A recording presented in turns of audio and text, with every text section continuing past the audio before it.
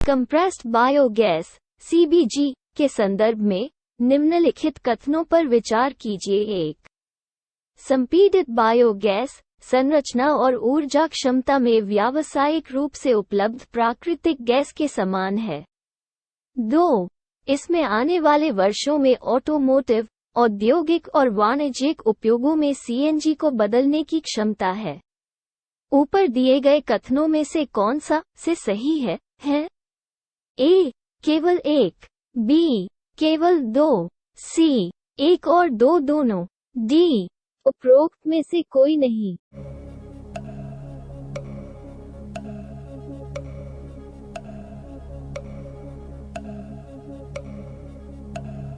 उत्तर सी। Compressed biogas (CBG) क्या है? जैव गैस प्राकृतिक रूप से अवायवीय अपघटन की प्रक्रिया के माध्यम से अपशिष्ट बायोमास स्रोतों जैसे कृषि अवशेष, मवेशी गोबर, सुगरकेन प्रेस मड, नगरपालिका ठोस अपशिष्ट, सीवेज उपचार संयंत्र अपशिष्ट आदि से उत्पन्न होती है। शुद्धिकरण के बाद इसे संपीड़ित किया जाता है और सीबीजी कहा जाता है, जिसमें उच्च मीथेन लेवल होती है। इसके अलावा संपीड़ित बायोगैस इसकी संरचना और ऊर्जा क्षमता में व्यावसायिक रूप से उपलब्ध प्राकृतिक गैस के समान है, समान कैलोरी मान और सीएनजी के समान अन्य गुणों के साथ। संपीड़ित बायोगैस का उपयोग वैकल्पिक, नवीकरणीय ऑटोमोटिव ईंधन के रूप में किया जा सकता है।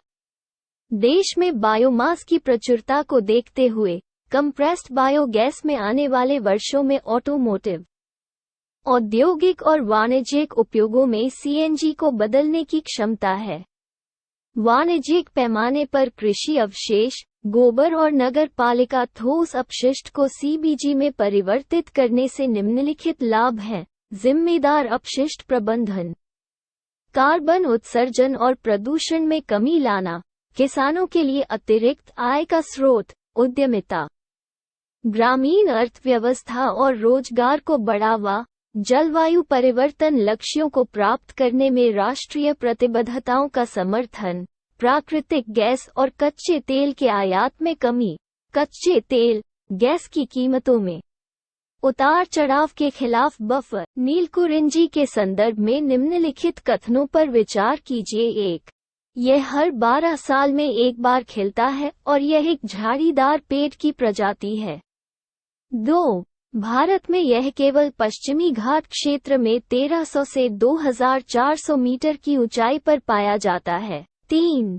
केरल में रहने वाले इरूला आदिवासी अपनी उम्र की गणना के लिए इसे एक संदर्भ के रूप में इस्तेमाल करते हैं। ऊपर दिए गए कथनों में से कौन सा से सही है? ए. 1 और 2, बी. केवल 1, सी. 1 और 3, डी. 1, 2 और 3।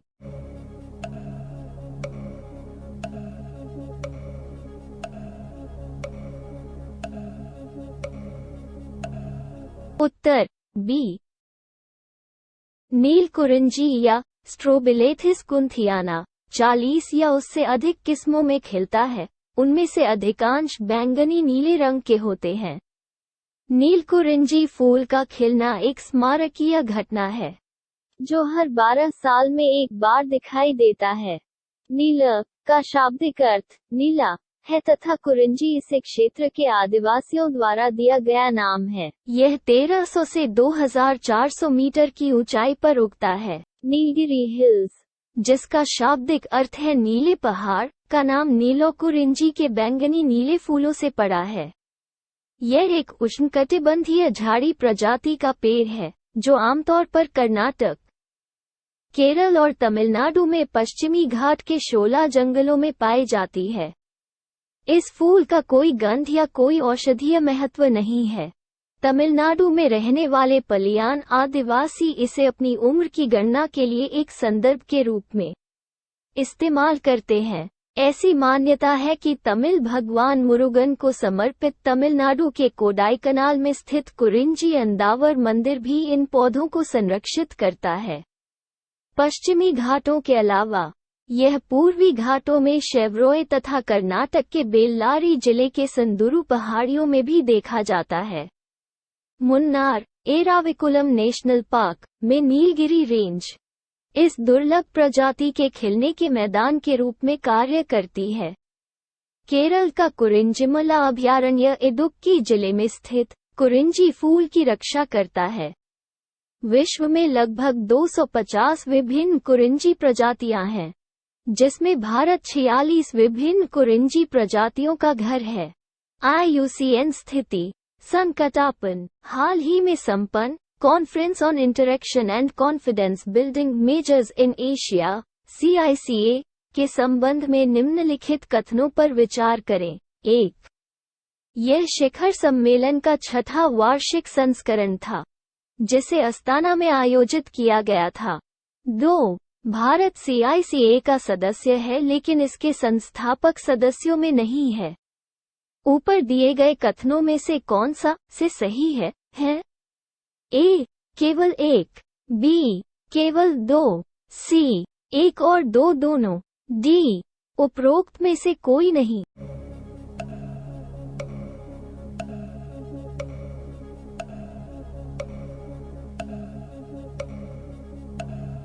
उत्तर D. संदर्भ conference on interaction and confidence building measures in Asia CICA की 6ठी शिखर बैठक अस्ताना, कजाकिस्तान में आयोजित की गई। संयुक्त राष्ट्र महासभा 1992 के 47वें सत्र में पहली बार कजाकिस्तान के पहले राष्ट्रपति द्वारा CICA आयोजित करने का विचार प्रस्तावित किया गया था। CICA एशिया में शांति, सुरक्षा और स्थिरता को बढ़ावा देने की दिशा में सहयोग बढ़ाने के लिए एक बहुराष्ट्रीय मंच है। यह इस मान्यता पर आधारित एक मंच है कि एशिया और शेष विश्व में शांति, सुरक्षा और स्थिरता के बीच घनिष्ठ संबंध है। CICA गतिविधियों की प्रगति की समीक्षा करने, परामर्श करने और प्राथमिकताओं को निर्धारित करने के लिए हर 4 साल में शिखर सम्मेलन आयोजित किया जाता है। भारत CICA का संस्थापक सदस्य है और यह आतंकवाद का मुकाबला करने में CICA के विश्वास निर्माण उपायों का समन्वयक है। भारत के संदर्भ में निम्नलिखित कथनों पर विचार कीजिए। 1. पैरोल जेल सुधार में एक प्रमुख सुधार प्रक्रिया है और यह परिलब्धियों का हिस्सा है जो कैदियों को अधिकार के रूप में दी जाती है। 2. फरलो समय समय पर कैदी को अपने पारिवारिक और सामाजिक संबंधों को बनाए रखने में सक्षम बनाने के लिए दिया जाता है। 3. विभिन्न राज्य सरकारों के पास पैरोल पर अपनी खुद की कैदी रिहाई नियमावली होती है।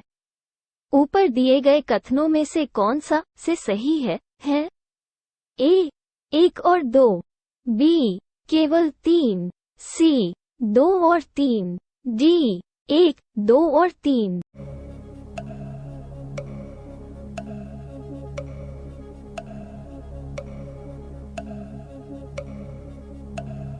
उत्तर C. प्रसंग गुरमीत राम रहीम, डेरा सच्चा सौदा के प्रमुख, को रोहतक की सुनारिया जेल से 40 दिन की पैरोल पर रिहा किया गया। पैरोल यह जेल सुधार में एक प्रमुख सुधार प्रक्रिया है और पारंपरिक जीवन में वापस आने के लिए कैदियों को सहायता के लिए दी जाने वाली परिलब्धियों का हिस्सा है।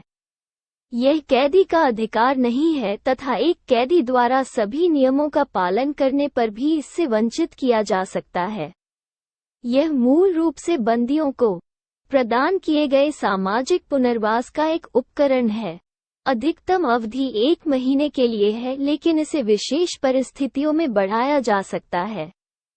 फरलो यह जेल से छुट्टी का एक प्रकार है और यह हर कैदी के लिए एक अधिकार के रूप में देखा जाता है तथा लंबी अवधि के कारावास के मामले में दिया जाता है।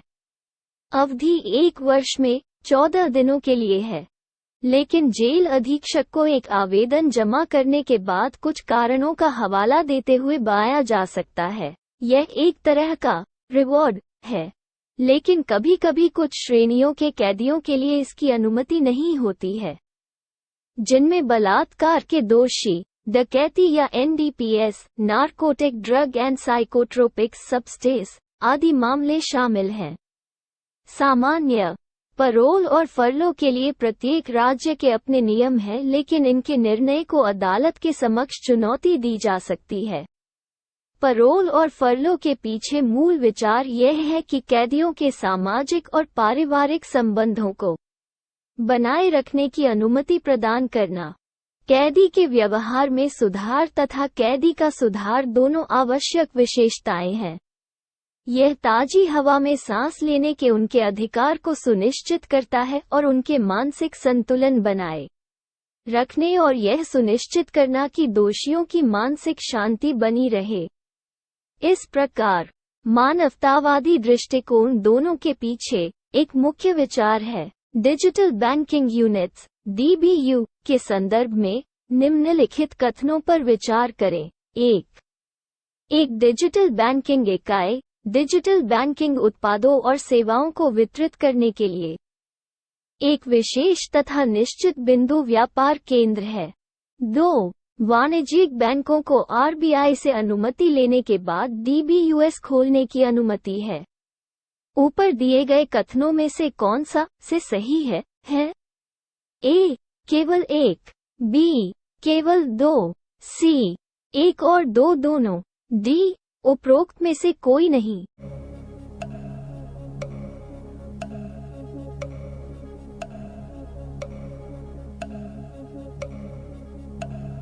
उत्तर ए।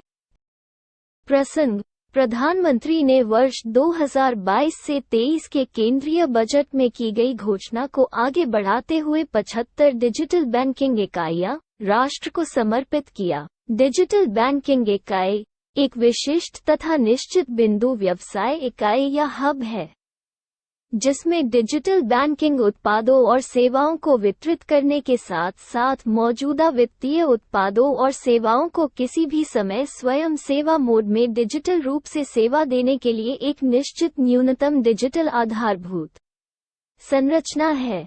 पिछले डिजिटल बैंकिंग अनुभव वाले वाणिज्यिक बैंकों, क्षेत्रीय ग्रामीण बैंकों, पेमेंट बैंकों और लोकल एरिया बैंक्स के अलावा को प्रत्येक मामले में RBI से अनुमति लेने की आवश्यकता के बिना टियर 1 से टियर 6 केंद्रों में DBU खोलने की अनुमति है, जब तक कि अन्यथा विशेष रूप से प्रतिबंधित न हो।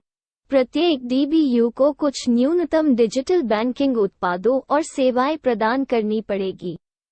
ऐसे उत्पाद डिजिटल बैंकिंग सेगमेंट की बैलेंस शीट की देनदारियों और संपत्ति दोनों पक्षों पर होने चाहिए। पारंपरिक उत्पादों के लिए डिजिटल रूप से मूल्य वर्धित सेवाएं भी योग्य होंगी। सेवाओं में विभिन्न योजनाओं के तहत बचत बैंक खाते, चालू खाते, फिक्स्ड डिपॉजिट और रेकरिंग डिपॉजिट खाते, ग्राहकों के लिए digital kit, mobile banking, internet banking, debit card, credit card और मास ट्रांजिट सिस्टम कार्ड। व्यापारियों के लिए digital kit, OP, QR code, भीम आधार और पॉइंट ऑफ सेल POS शामिल हैं। अन्य सेवाओं में शामिल हैं चिन्हित रिटेल, MSME या योजनाबद्ध ऋणों के लिए ग्राहकों के लिए आवेदन करना और उन्हें शामिल करना तथा ऐसे ऋणों का संपूर्ण डिजिटल प्रसंस्करण।